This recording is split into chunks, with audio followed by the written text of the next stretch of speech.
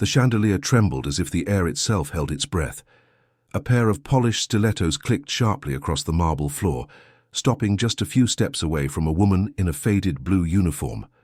The woman's hands were rough, calloused from years of scrubbing floors, yet they trembled only slightly as she held her small handbag tight against her chest. "Are you sure you belong here?" sneered a young sales associate, her voice laced with contempt. A silence fell over the boutique, and every eye turned toward the cleaning lady, who had dared to step into a temple of luxury. That was the moment everything began to change, though no one in the room yet realized how quickly power could shift. Her name was Elena Duarte, 61 years old, widow, mother and grandmother, a woman who had lived most of her life in the shadows of wealth without ever tasting its privileges. She had come to São Paulo for a single reason.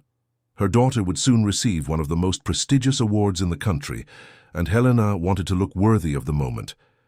But the boutique, Maison Étoile, was not built for women like her. Its walls exuded arrogance, and its staff thrived on measuring people by the weight of their jewelry and the brand of their shoes. Marina Costa, the sales associate, tilted her head with a practiced smirk. "Our dresses start at 15,000 reis," she said slowly, as if speaking to a child. "Perhaps the senora would be more comfortable shopping in one of the stores downstairs. They carry things more suitable." Laughter rippled from another attendant standing nearby, and a few customers exchanged glances that dripped with judgment. Helena's back straightened. She had spent 4 decades scrubbing marble tiles, not unlike the ones she now stood upon. She had raised a daughter on wages barely enough for rent and rice. She had buried a husband with dignity, even when money was too short for flowers. She knew humiliation too well to let it break her now. "I can pay," Helena replied, her voice firm but quiet. "I want to see the dresses in the window." Marina rolled her eyes dramatically and fetched a black sheath from the back rack, clearly a leftover piece from last season. "This would be perfect," she said, dangling the lifeless fabric before Helena. "It's modest, it won't draw attention, and it's discounted." Helena looked at the dress, then back at the gleaming gowns displayed in the glass facade. Emerald silk, crimson velvet, delicate embroidery that shimmered beneath the boutique lights. She imagined standing in the audience as her daughter Gabriela received her award, a woman who had conquered the world of technology as one of the youngest CEOs in Silicon Valley. Helena would not allow this moment to be stained by mockery or shame. "I said I want to see the ones in the window," she repeated. The manager, Bianca Vasconcelos, emerged from behind the counter, her Chanel suit hugging her like armor. She assessed Helena with a single glance, her gaze lingering on the scuffed shoes and the frayed hem of the uniform that peeked beneath her coat. "Madam, with all due respect, those gowns are made for our exclusive clientele. Imported fabrics, limited editions. They are not practical for someone of your background." The phrase hung in the air like poison. Helena's chest tightened, but she drew a long breath. She remembered the message she had received earlier that morning from Gabriela. I can't wait to see you tonight. You are my greatest inspiration. Everything I've achieved, I owe to you." Helena had smiled at those words, holding her old phone with trembling hands. If only these women knew. If only they understood who was about to walk through the glass doors. "I'll wait," Helena said simply, sinking onto the hard wooden chair near the fitting rooms. Customers whispered. One woman in pearls muttered loud enough to be heard. Really, they let anyone in nowadays. But Helena was used to waiting. She had waited for buses under pouring rain, waited for paychecks that never stretched far enough, waited through hospital nights when her husband's breath grew weaker by the hour. She would wait now, because she knew that justice had its own rhythm, and it always arrived, eventually. As she sat, memories rose uninvited, carrying her back decades. She was 19 again, newly married to João Duarte, a mechanic with strong arms and a laugh that filled their tiny kitchen.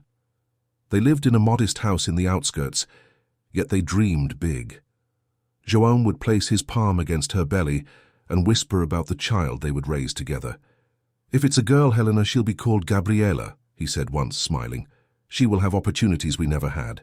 Helena still remembered the warmth of that morning, the aroma of coffee, the sunlight bouncing off João's grease-stained hands. But fate is cruel. When Gabriela was just 2 years old, João suffered an accident at the workshop. A metal beam fell, crushing more than bones. It crushed the future they had built in fragile hope. He lingered in the hospital for weeks before slipping away, leaving Helena a widow at 21, with a daughter in her arms and no savings in her pockets. She worked first as a laundress, then as a cleaning woman for wealthy families who barely remembered her name. "Helena, don't forget the silver must shine," one employer barked, never looking her in the eyes. Another would scold her for breathing too loudly while scrubbing the marble staircase. Yet every night Helena would sit with little Gabriela, guiding her small hands over homework pages. Education, feel her. That's the one treasure no one can steal. Gabriela listened. She grew into a brilliant student, her notebooks filled with numbers and ideas. When she won a scholarship to a private school, Helena wept. She worked overtime, cleaning offices until her knees ached, ironing clothes until dawn, just to afford the bus fares and books. At 14, Gabriela announced she wanted to study computer engineering. Helena blinked, unfamiliar with the words. "Whatever that is, minha filha, I know you will be the best," she said, planting a kiss on Gabriela's forehead. Years passed. Gabriela excelled, earned scholarships, and eventually secured admission to Stanford University in the United States. The day she boarded the plane with a second-hand suitcase and a borrowed coat, Helena's heart cracked with both pride and terror. "Promise me you'll eat well, study hard and call me," she whispered through tears. Gabriela did more than that. She conquered Silicon Valley. After years of sleepless nights and endless coding, she launched her own tech startup. Within 5 years, she was a millionaire, a CEO celebrated for her innovations in artificial intelligence. Newspapers wrote about her brilliance, investors clamored for her time. Yet in every interview, Gabriela said the same words. "I owe everything to my mother, Helena Duarte, who cleaned houses so I could study."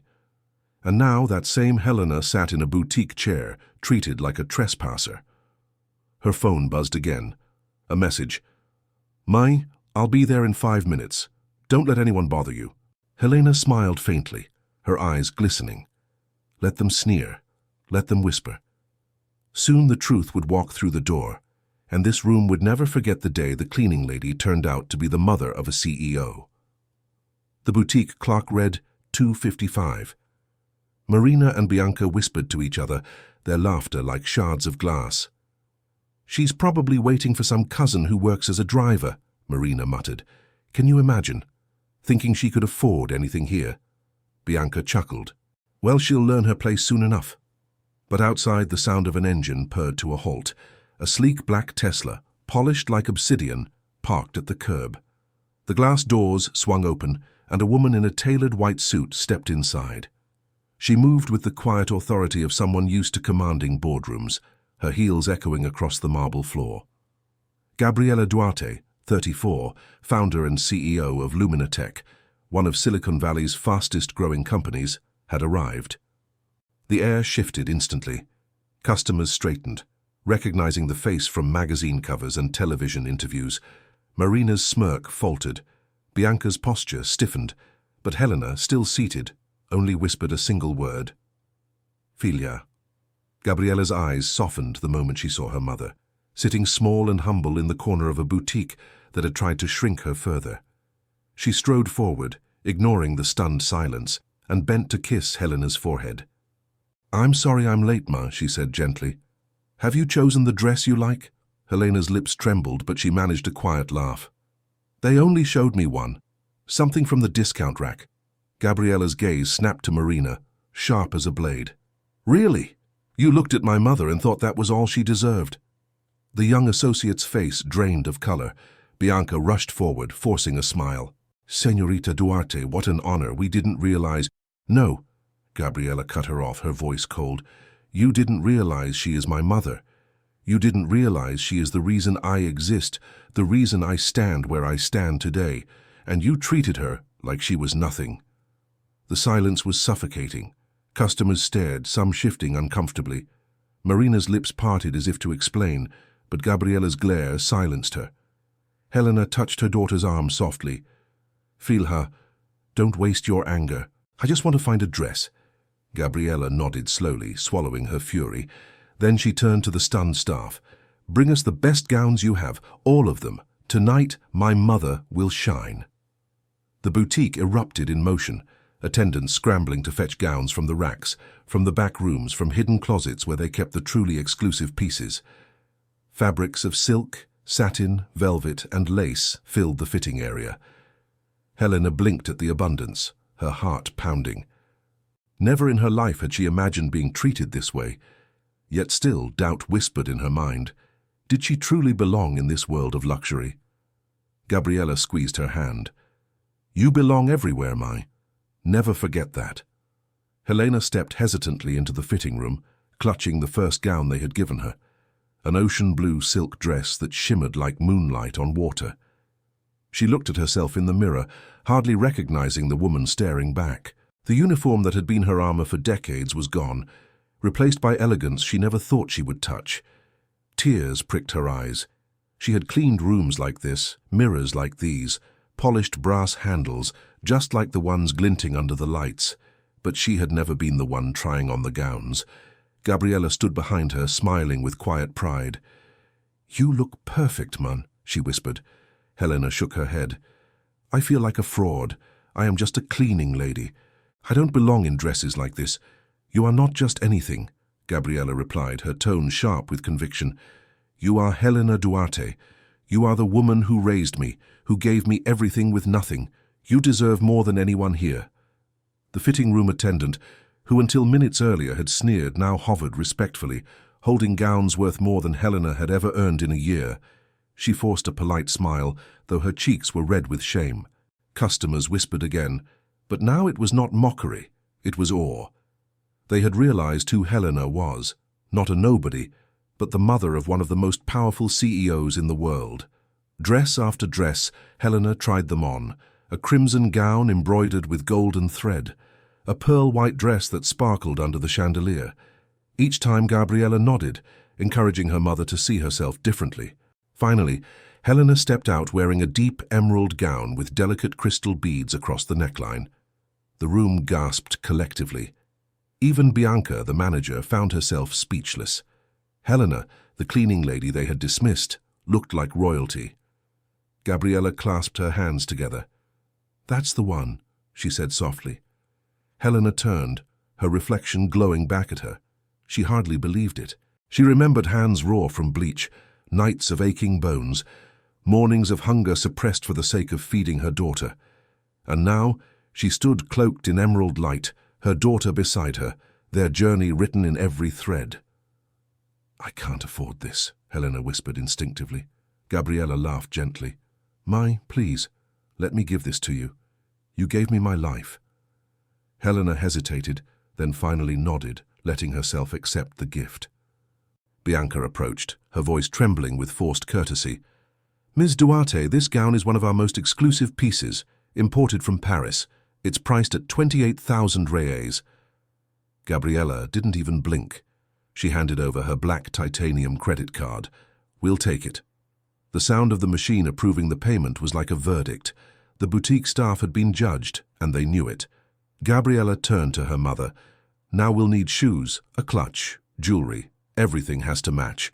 Mai, tomorrow when I step on that stage to receive the award, you will be there, and everyone will see you the way I see you." Helena's heart swelled, but still, deep inside, she wondered if she truly belonged in that world. She was Helena, the woman who once scrubbed toilets for women who wore dresses like these. Would they really accept her? That night, they went to dinner together at an elegant restaurant in Jardins. As soon as they entered, the maître d' recognized Gabriella, bowing slightly. Cameras clicked discreetly from a corner table, paparazzi eager for a story. Gabriella ignored them, focusing only on her mother. "Do you like it here?" she asked. Helena glanced around nervously at the crystal glasses, the polished cutlery. "It's beautiful, Fila, but I don't know what to order." Gabriella smiled, taking the menu. "Don't worry, I'll order for us." They dined on dishes Helena could barely pronounce, but every bite was delicious. Between courses, Gabriella spoke of her company, of the struggles and triumphs, but always brought the conversation back to Helena. "Do you remember mine when we couldn't afford even one chicken for Christmas dinner, and you still made a feast from beans and rice?" Helena chuckled softly. "I remember. And you still believed we were rich." "You made me feel like we were," Gabriella said. "So you taught me wealth is not what you have, but what you believe you deserve." Helena shook her head, tears threatening again. "No, Fila. You taught me. You believed when I couldn't." The next evening arrived. The Teatro Municipal of São Paulo glittered with lights. Red carpet rolled out for the nation's most powerful. Business leaders, politicians, celebrities, all gathered for the Brazilian International Excellence Award. Cameramen shouted names. Flashes filled the night air. Helena stood at the edge of the carpet, her emerald gown glowing under the lights, Gabriella's arm firmly around hers. Reporters gasped as they recognized the pair. "Gabriella Duarte! Gabriella! Over here!" Cameras focused not just on the CEO, but on her mother. "Who is the lady with you?" one shouted. Gabriella stopped, her voice steady and clear. "This is Helena Duarte, my mother, the reason I'm standing here today." The words rippled through the crowd, amplified by microphones. Helena blinked, overwhelmed, the lights blurring through her tears. For the first time in her life, she wasn't invisible. She was seen, truly seen. Inside, the theater glowed with grandeur. Gabriella was called to the stage. She walked with poise, her heels echoing against marble steps, but before accepting the award, she turned to the audience. "Tonight, I am honored to receive this recognition," she began, "but the truth is, I am not the one who deserves to be celebrated. That honor belongs to my mother." Helena froze, her breath caught. The crowd stirred, cameras clicking. Gabriella continued, her voice carrying across the hall. "My mother worked as a cleaning lady for 40 years. She gave everything she had so I could study. She sacrificed her youth, her comfort, her dreams. Without her, there would be no company, no success, no story. She is the true symbol of resilience and strength.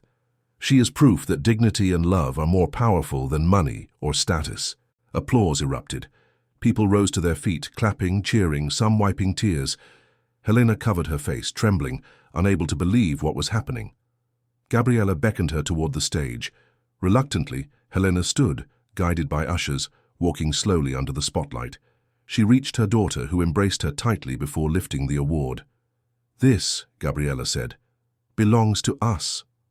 The ovation thundered. Cameras captured the image, the millionaire CEO and her mother, the cleaning lady side by side. Newspapers would print it, headlines would speak of it. But for Helena, the real triumph was not in the recognition. It was in knowing that her sacrifices had not been in vain. After the ceremony, as the theater emptied, Helena sat quietly backstage with Gabriella. "You shouldn't have done that," she whispered. "This was your moment." Gabriella knelt before her, holding her hands. "No, it was always ours. The world needed to see what I already knew, that everything I am is because of you." Helena finally allowed herself to cry freely. All the years of struggle, humiliation, exhaustion, washed away in that embrace. For once, she wasn't just the woman in the background. She was the heart of the story.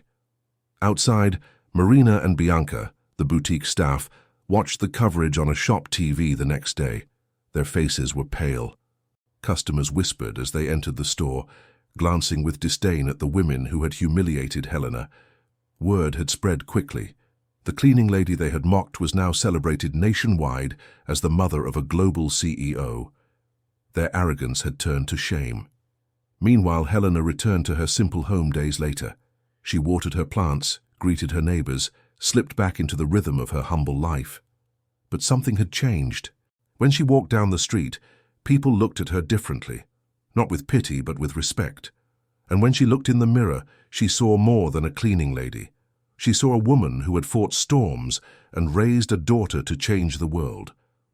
As for Gabriella, she returned to Silicon Valley, her company stronger than ever, her reputation not just as a CEO, but as a daughter who never forgot her roots.